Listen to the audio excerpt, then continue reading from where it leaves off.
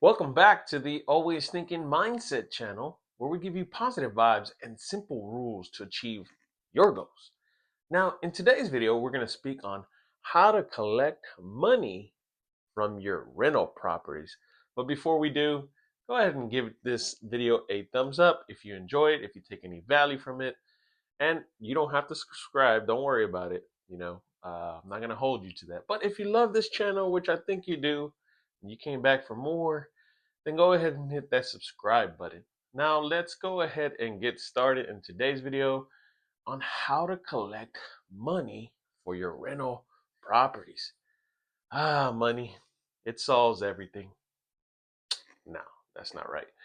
Well, in the end, like I said, if you got into what I did, which is get into real estate, you understand that it comes with problems and finesse and a lot of management stuff. But in order to collect rent, you have to come about it in a more automatic way. I mean, you can do the old school method, which we're going to get into. But in the first rule, it's pretty much simple. It's using apps, technology, or a banking system.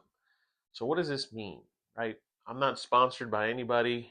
I used Turbo Tenant before. They do it to where you can collect rents pretty much easy, right? You pretty much let the tenant put in their information, their banking information, and they do auto draft or auto pay, and you collect rents every month just like that. Also, there's a lot of ACH, which is the automatic checking. How I don't know what the H stands for. Get back with me, but it's pretty much the transactions through banks, right? Make sure you get paid. That can take anywhere from 2 to 5 days of processing. There's some landlords that I know that they don't like it. It takes forever and they got bills to pay and they want it automatic. And Turbo Tenant, and just like the rest of those apps, they kind of make it as automatic as possible, as easy as possible, right? To receive your funds.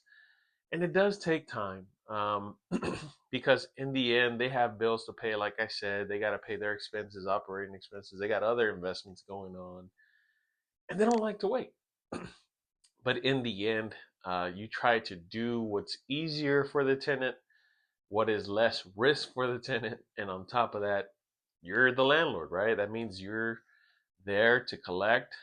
Sometimes people just hire property managers, and property managers have their own systems, whether it's collecting rent in person, checks, or even doing the internet, which is the online transaction, bank account, stuff like that.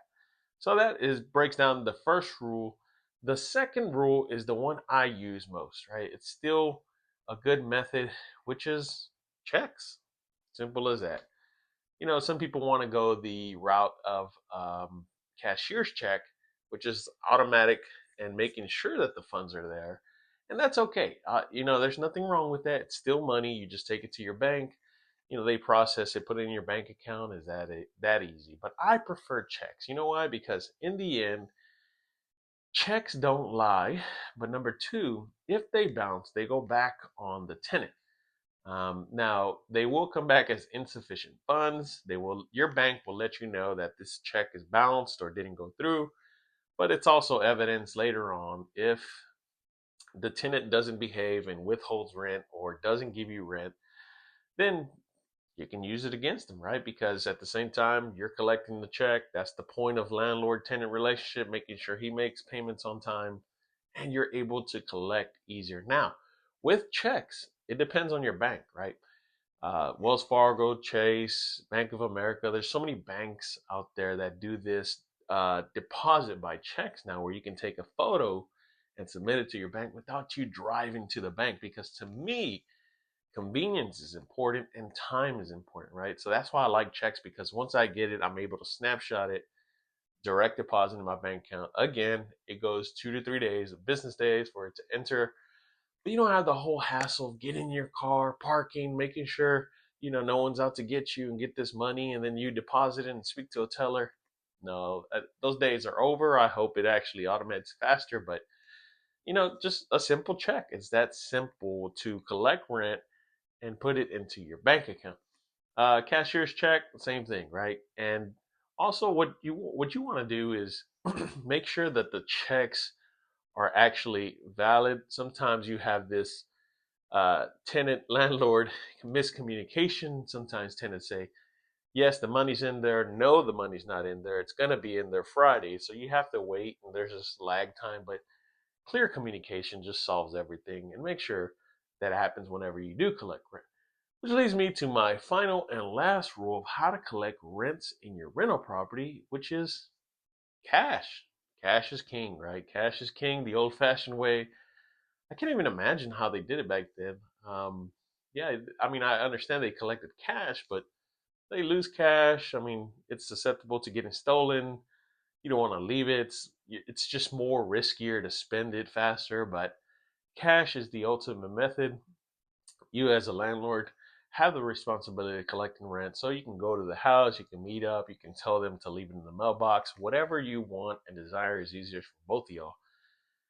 But yeah, I've had tenants pay me cash, and I don't really enjoy it. I mean, what it is just a liability for me. I'm hanging on to cash. I don't, I go direct deposit in the bank, but then I gotta go to the bank and wait in line. And for me, it's just more easier to be automatic to have that processing, like I said earlier, with checks. Now, cash is king.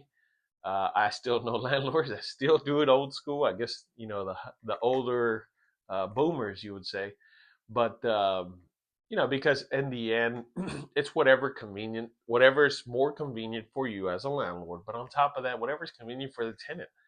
Sometimes they don't have a bank account. Sometimes they can't pay through Zelle. They don't even know what Zelle is. But a lot of my tenants, I try to inform them either they can pay me on check or they can do the Zelle option, which is a newer option, which is like a direct deposit kind of deal, just transactions online. Always, always, always document everything, especially for the future, any kind of future problems with the tenant.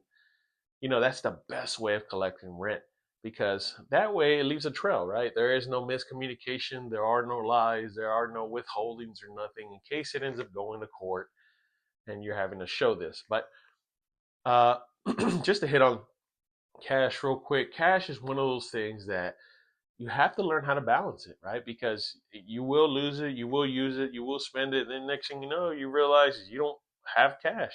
But with cash, it's a good thing. It's just make sure you're disciplined enough to take in cash. So that's what I wanted to get in. But that ends today's video. If you liked today's video and you got value from it, go ahead and give it a thumbs up. You can leave cash if you want, or type in your credit card. No, I'm just kidding. But at the same time, if you like this channel, then you already know what to do. Please subscribe. Check out my other videos as well, right? It does a lot of things of property management. We kind of get into the whole deal of what it is to be a real estate investor, stuff like that. But leave your comments below. Tell me what you like, what you don't like. How do you manage tenants? At the same time, as far as paying on time, hopefully paying on time. And just like me, I just on a side note before we end, I do one of these things of late fees, right? Because sometimes tenants they kind of either lose track of time or sometimes they do it intentionally, and a fee will kind of just keep the standard normal. But anyways, go ahead and like this video. We will speak soon.